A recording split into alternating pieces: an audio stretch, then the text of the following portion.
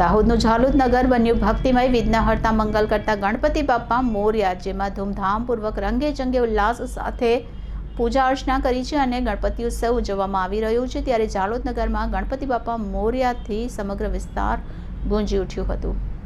આજે છઠ્ઠા દિવસે વિવિધ પંડાલોમાં વિવિધ મંડળોના દ્વારા શ્રીજીની પ્રતિમા જોવા જઈએ તો જગમનાતી લાઇટોથી ગણેશજીને અનેરો ઉત્સાહ જોવા મળી રહ્યો છે। ત્યારે સમગ્ર પંથકમાં ભક્તિમય વાતાવરણ જોવા મળી રહ્યું છે અને તમામ વિસ્તારો અને ગલીએ ગલીએ ગણપતિ બાપ્પા મોરયાની મૂર્તિઓનું આકર્ષક કેન્દ્ર મોચી દરવાજા મારુતિ ગ્રુપ દ્વારા આયોજિત ડબગરવાસના રાજા ગણપતિ બાપ્પા લુહારવાડા સાર્વજનિક મિત્ર મંડળ દ્વારા આયોજિત ગણપતિ બાપ્પાને કૈલાસ પર્વતની ઝાંખીમાં બિરાજમાન ગણપતિ બાપ્પા શહીદ રાજેશ ચોક જયદેવા ગ્રુપના શીશ મહેલમાં ગણપતિ બાપ્પા બિરાજમાન જોવા મળી રહ્યા છે।